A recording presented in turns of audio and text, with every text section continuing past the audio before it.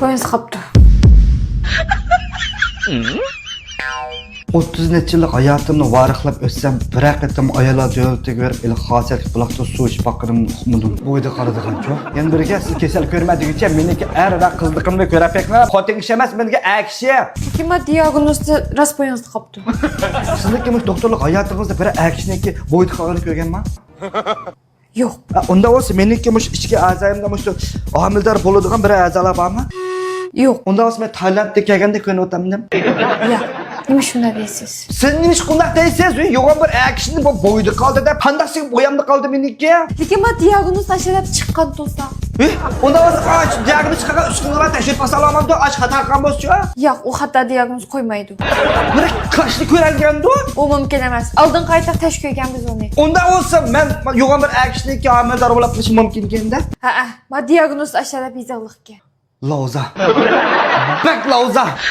Gap bo'ldi bu. Ammo hozirlar meni boshqa bir uskunalarni tashab qo'yganlar. Bo'lmaydi, ekskon tushi va salomat qizi yangi. Men yana bir qator tushmasam meniki mana shingli psixikam ziyonli hozir. Bizning doktorxona sizlardek qo'ydi qolganlarga psixik davola. Mamaga men amil olmadim, men nimda qildi bu uskunalarni tashab qo'yganlar dedim. Men qaramaylikayimda chichilsangiz bo'lmaydi, abalga yaxshi emas. Nimda chichilmayman men, nimda chichilam yo'g'on bir akishni bo'ydi qol. Ha? Kim o? Men kim o? Malikay. Men akshi, ismim Dodo. Ne bir akishniki Malikay deb bir ism bo'ladi? Ha, siz Dodoma? Ha, ben Dodo. Qo'qoqda qolsiz, darbam chekmidikka.